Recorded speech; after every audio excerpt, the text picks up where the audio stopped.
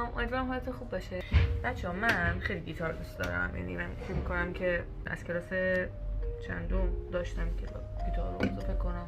خیلی کلاس اینا من نرفتم، خودم از سخونه و یوتیوب و اینا یاد گرفتم واقعا و میخوام بهتون بگم که امکان پذیر ساز یاد گرفتم تو خونه. البته خب بستگی به سازش هم داره، ولی من تو خونه یاد گرفتم و در حدی که آهنگایی که دوست داشته باشم بتونم بزنم و برای دل خودم میخورده حالا آرپیج کار کنم و اینا اوکی بوده.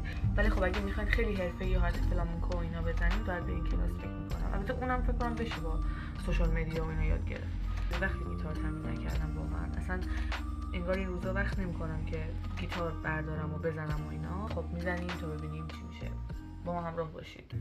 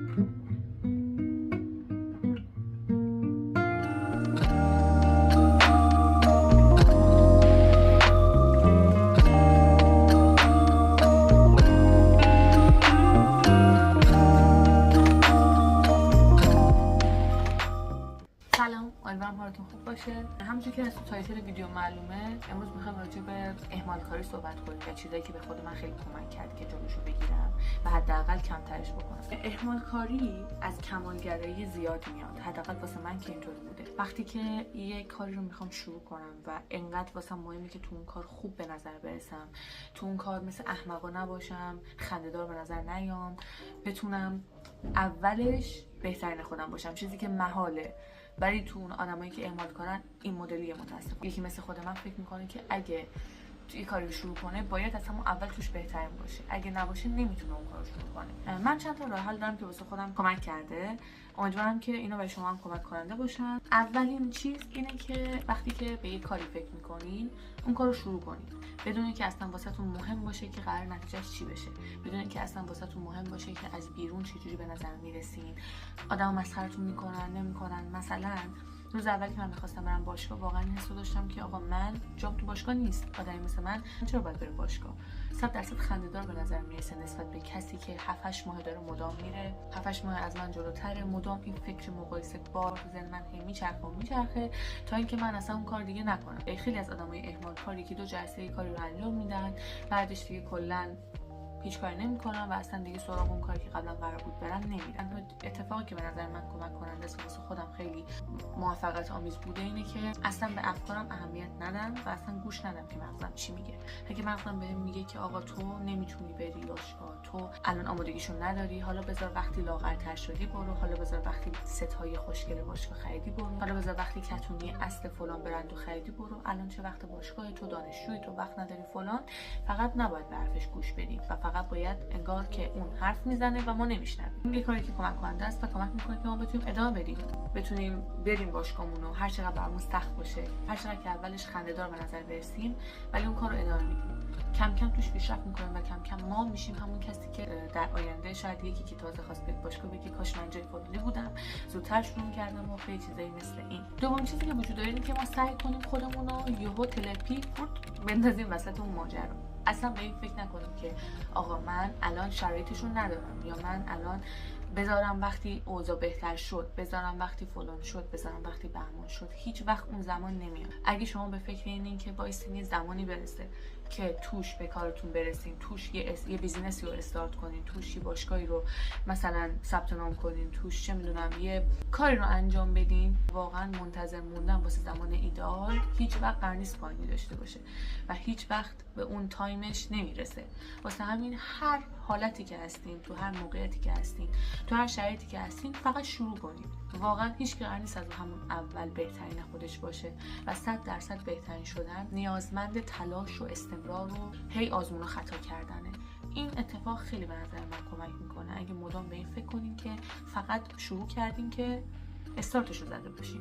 اصلا قرار نیست همون اول بهترین خودتون باشین یا اصلا قرار نیست همون اول بتونین هر کاری رو به بهترین نحو انجام بدین. قضیه سوم که مهمترین اتفاقه و همه جا داره دمار هممون رو در میاره، افکار منفی. این افکار منفی که خود من خیلی دارم باش دست و پنجه نرم میکنم و بعضی اوقات خرمو میگیره و باعث میشه بهم حمله انگزایتی و پنیک اتک و این چیزا دست بده، باعث میشه از خیلی کارامون بمونی. افکار منفی کلا به وجود اومدن که مغز ما رو تو حالت بقا نگه دارن و به نظر من بدترین چیز تو جهان اینه که بهش اهمیت بدیم و روش زوم کنیم. این فکرها تو سر همه ما هست، واسه بعضی بیشتر، واسه بعضی کمتر. من خودم از اون دست آدماییم که این افکار خیلی زیاد تو سرمه، مدام داره این ور اون ور میره. 21 سال دارم باهاش زندگی میکنم ولی همچنان سعی میکنم که تسلط داشته باشم روش و اگه حتی نتونستم که مسلط باشم روش، بنویسم، جورنالینگ کنم. واقعا نوشتن باعث میشه که ذهن خالی بشه، هرچند من خودم اصلا به این حرف گوش نمیدم و خیلی تو نوشتن افکارم تنبلم. اگه شما آدمی باشین که نوشتن بهتون کمک میکنه افکار منفیتون رو خالی کنید، حتما انجامش بدین و اگه که نه، میتونید از تراپیست، یه مشاور، یه روان درمانگر استفاده کنین و کمک بگیرین و با اونا صحبت کنین. من خودم آدمیم که صحبت به مشاور و روان درمانگر خیلی بهم بیشتر کمک میکنه تا نوشتن. باز شما میتونید روش‌های خودتون داشته باشین واسه خلاصی ازش. فقط میتونم بهتون بگم که هیچ آدمی نیست که درگیر این افکار نباشه. بعضی اوقات که از خواب پا میشیم واقعا برامون سخته که روزمون رو شروع کنیم، بعضی اوقات واقعا فقط دلمون میخواد که اون روز تموم بشه، اون روز بگذره. من به شخص واقعا افکارمو به یه اقیانوس تشبیه میکنم که بعضی اوقات واقعا توش فرو میرم و نمیتونم ازش در بیام. هر چی اتفاق خوب نیست و باید هممون بتونیم کنترل کنیم، ولی بعضی اوقات افسار زندگی ما رو افکارمون و مغزمون دست میگیره و ما میشیم بی اراده مطلق و فقط باید تحملش کنیم. هر چقدر که اوضاع براتون الان داره بد پیش میره، هر چقدر که اهمال کاری داره بهتون فشار میاره، افکار منفی داره بهتون فشار میاره، میخوام بهتون بگم که تنها نیستین به هیچ وجه و اگه فضای مجازی و سوشال مدیا این اجازه رو به آدما میداد که قسمت‌های منفی زندگیشون رو هم نشون بدن، 100% میدیدیم که خیلی ها دارن با چیزهای دست و پنجه نرم میکنن که کسی ازشون خبر نداره، جنگ‌ها و نبردهای درونی که هیچکی نمیدونه اصلا وجود دارن. چیزی که میخوام بگم واسه این نیست که فضای ویدیو رو تلخ کنم یه چیزی مثل این، فقط میخوام بگم هست و ما هر کاری کنیم درگیر این اتفاقات هستیم، هر کاری کنیم به هر حال ما آدمیم و بعضی اوقات نمیتونیم این چیزا رو کنترل کنیم و این طبیعیه. نگران نباشید، شما تنها نیستید. مرسی از اینکه این ویدیو رو دیدید. امیدوارم تونسته باشم انقدر کمکتون کنم تو راهی که در پیش دارین. امیدوارم که روزای خوبی در پیش روتون باشه. خیلی متشکرم از اینکه این ویدیو رو دیدین. تا ویدیو دیگه، خدافظ.